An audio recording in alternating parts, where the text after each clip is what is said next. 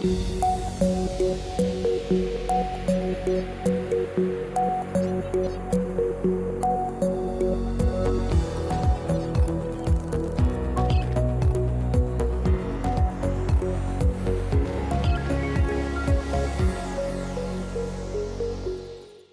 morning. It is Monday, March 10th, 2025. I'm Herb Morgan, Senior Managing Director, Chief Investment Officer here at Cantor Fitzgerald Managed ETF Portfolios. This is my weekly economic and market commentary. If you'd like to follow intra-week comment, should I have any, it will be on LinkedIn, Herb Morgan, or on X at Herb U. Morgan. The presentation you're seeing and or hearing in the case of podcast-only listeners is developed by me. It is for use with you. It's for your use, whether you are an investor or a financial advisor. It doesn't matter, but you're expected to make your own investment decisions. Nothing contained in the presentation should be treated as investment, tax, or other advice. No recommendations for the purchase or sale of any securities. The opinions expressed are mine and mine alone and may differ from the views of CFIA's parent, affiliates, or other portfolio managers of the firm. Well, the correction I've been calling for, as you know, for most of the year now, seems to have happened. We're down about 12% on the S&P. I'm going to get to that in a moment. But last week, down about 3.5% on all the domestic equity indices. International markets still strong. European defense stock, sort of the traditional Keynesian fiscal expansion in Europe coupled with monetary expansion. And that theme is something we're going to get back to in a minute. Why it's different in the U.S. and why our markets are behaving differently now. So international markets up on the week, emerging markets strong, China strong.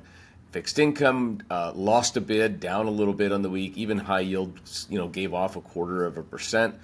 All of this is as predicted. Let's get into the economic data. S&P Global, U.S. manufacturing PMI. Remember, we had been below the 50 line, the red line there, for some time.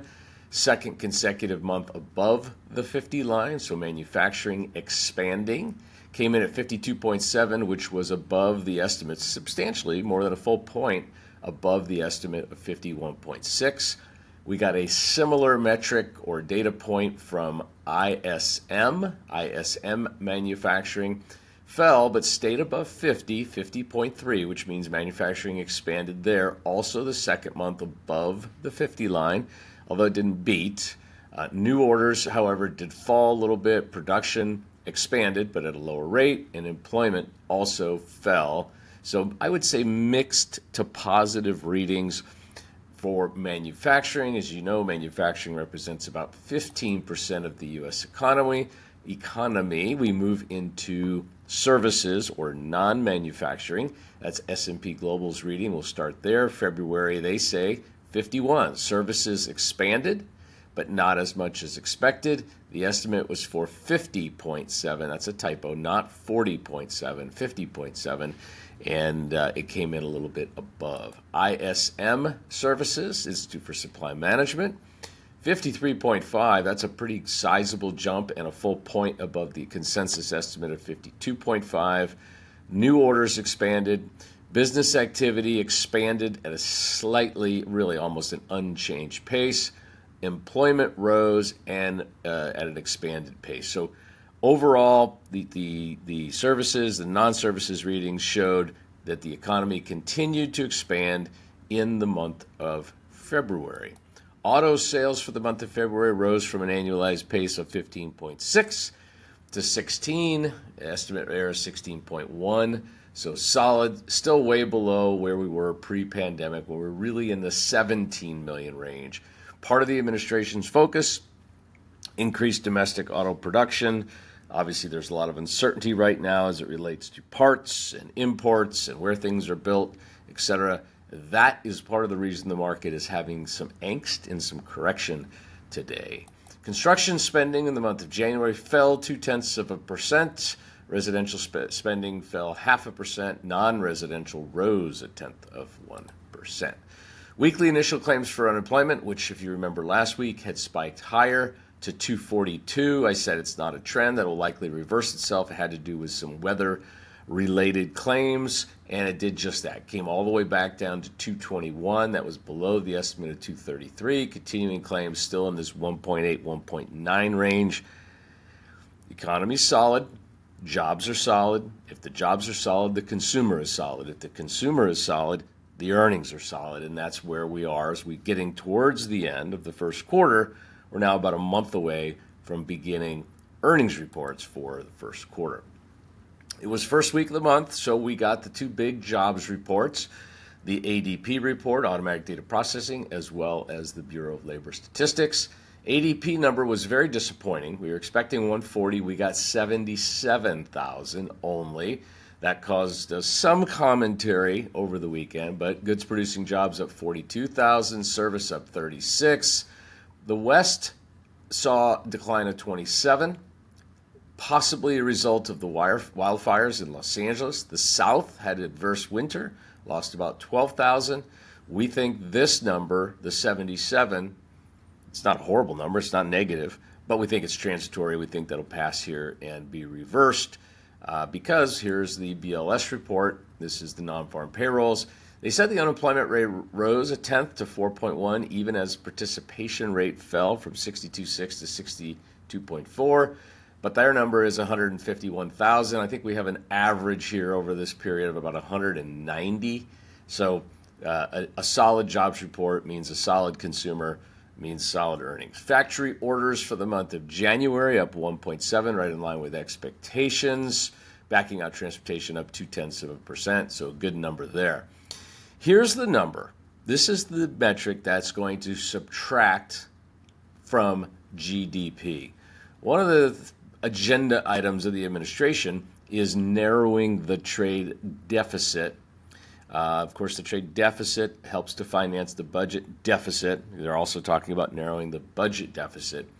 But because the market anticipates the tariffs, we all know that some are on, more may be coming. We've got different dates, different deadlines. The trade deficit went from $98 billion in December to $131 billion. That was even more than the expected increase to $129 billion. You can see it over here on the right. This is companies getting product into warehouses, loading docks, whatever, getting it in now ahead of time in which they will be expected to pay much larger tariffs. As such, that is a subtraction from gross domestic product of $130 billion. And if you remember, I showed you the Atlanta Fed GDP now. I'll show it to you again this week. It's showing negative for the quarter, largely due to this. That's very different from a huge drop-off in CapEx or a huge drop-off in consumer spending. So we'll wait and see. All right, let's move on here. Let's get a little more serious. The market's been squirrely lately. The volatility is up. Stocks are headed down. Even if there's good news, they're headed down. People question whether or not we're going into a bear market. Does the administration know what they're doing? They're creating so much uncertainty. Maybe. Let's talk about it. Let's start with first things first. We just got through Q4 earnings reporting season. Q4 earnings reporting season takes place in Q1, where we are now. Every year, companies report their fourth quarter. Hopefully they beat, and then they guide lower. They guide lower so that they have a conservative number that they can hopefully beat throughout the year. That is just sort of a general rule. It kind of always happens, and that's why when you get earnings reports, it's the percentage of companies that beat the estimates that matters, because in the end, in the aggregate, they beat the estimates. That's sort of always been the case. But what we did notice was during January and February, the analysts' estimates for Q1 have dropped at an above normal rate. Normally, we see cuts in the 2.5% range, to the estimate. This year, the cuts were more in the 4.5% range. So that says, okay, that's interesting. And then to keep in mind, when we started this market rally at the end of 2022, we had a forward earnings multiple of about 15. We started this year at a forward earnings multiple of 22. That's 50% higher. So over the next 2 years, we certainly can't expect the earnings multiple to go to 31, be 50% higher. So, as you know, I've been calling for a 15% correction in equity prices. Well, let's take a look at some of the equity indices. Let's start with the NASDAQ Composite Index. Peaked here in mid-December, has now sold off. We're at about 12.5%. Not unusual. In fact, we had 13% last summer. You can see that in July from peak to trough. I always tell people, did you invest your one and only investment on this day, this mid-December day of 2024, your only investment of your whole life? And then did you turn around and sell this morning while we're down 12.5%? Of course not. So stop thinking you lost money, you lost wealth. This is all meaningless. What matters in investing are your buy dates, which happen all along this curve, right? If you're investing through a 401k or an IRA or every year or however you invest, you're doing it over time. And when you de-invest, when you begin to live off your investment portfolio, do you sell it all today? No, of course not. You sell a very little tiny piece each and every month to fund your retirement. Most investors have the dividends, the interest, and maybe a little bit of capital gains to supplement that to get them to that 4% or 5% distribution on their total portfolio. That might come out to comes out to less than 0.5% per month. So the fact that the NASDAQ's down 12.5% in a couple of months, really, from a planning perspective, from an investment perspective, from a quality of life, managing your retirement, is kind of meaningless. But let's take a look at the Mag 7, the Big 7. These are the stocks that drove the market higher, that drove the bull market from all through 2023 and all through 2024. Back in July, they had a correction of 18%. The correction that started in December, we're down about 19 and change. So we're right there where I said the correction would be. And I said I think it would take place in the first quarter. And here we are in the first quarter, mid-March, and we're getting that. More broadly speaking, we've got the S&P 500. The summertime correction there was much less, only 8.5%. And this correction did not start in December. We actually got to a new all-time high just a month ago, and that we're down about 8% in the S&P. Now remember, I called for about a 15% correction in the S&P. I don't know if this is it. It was only 8. It's about half of what I called for. But, the valuations are still high. The level of uncertainty around trade policy is high. I mentioned that earnings guidance, a couple of slides ago. That's a very, very real thing. We've got uncertainty around tax policy, what's going to come out of the Congress. And so what we've seen now is the estimate for first quarter GDP has plummeted. This is an indicator called the Atlanta Fed GDP Now. Now, over here on the left is not too important because each quarter it rolls to the new quarter and says, hey, based on the data we've got so far, and we've got January and February data, what does it look like GDP is going to do on an annualized basis for the first quarter? And you can see down here in the bottom right, it looks like we're annualizing at minus 2.4%. But why? Yeah, I told you the jobs were good, the unemployment was good, manufacturing's picking up, the services sector is good. Well, we had this record trade deficit, which I mentioned earlier is a subtraction from GDP. Consumer spending did also decline in January, not because of a lack of jobs or income, but because of a lack of clarity around trade policy. Consumers got nervous. So they pulled in a little bit and increased their savings rate. Their confidence is dropping on issues related to the tariffs. So where are we? For the last 20 years or more, we've had an economy that was driven in a very centralized command and control way. We either expanded our economy through monetary stimulus, that's the Fed controlling interest rates or purchasing assets, or through fiscal stimulus, that's the government spending money, in most cases borrowed money, deficit-financed fiscal spending. Remember that formula for GDP: consumption plus investment plus government spending plus exports minus imports. If the government spending goes up, you're boosting your GDP. If the government spending goes down, you're subtracting from your GDP. This is classic Keynesian economics, we call it. Fiscal stimulus. Government spends money to provide infrastructure and services to its citizens. That is part of GDP. In fact, Keynesian theorists go so far as to say if you pay a man to dig a hole and then pay the man to fill the hole back up again, that is stimulative to the economy. Why? Well, you give him money for the hole digging and the hole filling. He spends it, it circulates through the economy, voila. It's like priming a carburetor in a car with a carburetor, where you put a little gasoline in there to get things going. This originates in the House, signed or vetoed by the president. I mentioned 20 years plus of doing this. This is exactly what we've done. It's had some negative unintended consequences. Back in 2008, to dig ourselves out of the global financial crisis, we passed the American Recovery and Reinvestment Act, $700 billion TARP plan, American Recovery and the ARRA in 2009, another $800 billion. And we had fiscal stimulus of $1.5 trillion. There's a typo. It's a T, not a B. $1.5 trillion in stimulus in 2008. In 2020, when the economy hit the COVID roadblock, we had fiscal stimulus of $4 trillion. We had the $2.2 trillion CARES Act, the Consolidated Appropriations Act, the American Rescue Plan, all of which gave direct payments to the man to dig the hole and fill the hole back up. In fact, we didn't even have requirements. We gave people direct money, just give them money.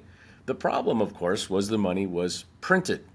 The money was borrowed, which is we call printing.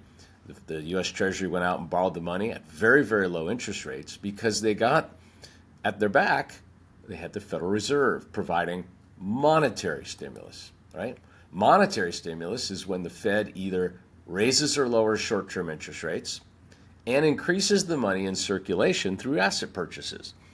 The Fed goes into the market buying bonds, which drives down interest rates. That's why we had those ultra-low interest rates, both for the global financial crisis of '08 and the COVID crisis of 2020. This does not require congressional or presidential approval, but the Federal Reserve is a congressionally chartered private bank. In 2008, we reduced the Fed funds rate, interest rates, from 5.25% to 0.25%. And then we printed or purchased almost $2 trillion in bonds and mortgage-backed securities.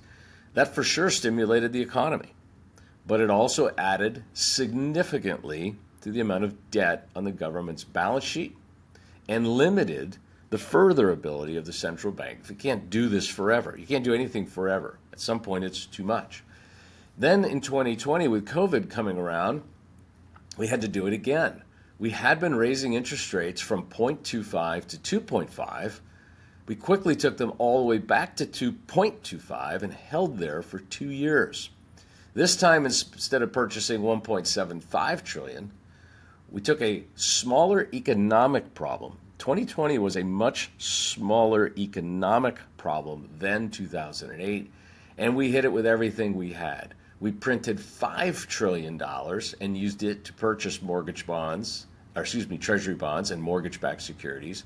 And this absolutely was the final straw, which ultimately led to inflation. Inflation is always and everywhere a monetary phenomena. We had printed 1.75 trillion, then we printed another 5 trillion, and that led to prices. We coupled that with the fiscal stimulus of the government spending money it didn't have. All of this created massive inflation as measured by the PCE price index. We got as high as 7%. We were told it was transitory. To be fair, it's come down from 7%. But you can see for the last year and a half, it has gone sideways. Inflation has not come down.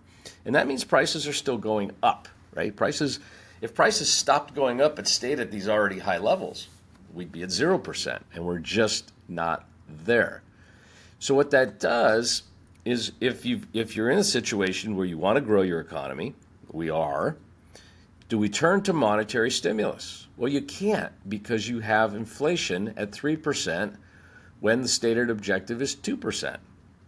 And if you're trying to restore confidence in your currency, to suddenly cut interest rates now or to suddenly expand asset purchases now really wouldn't make any sense.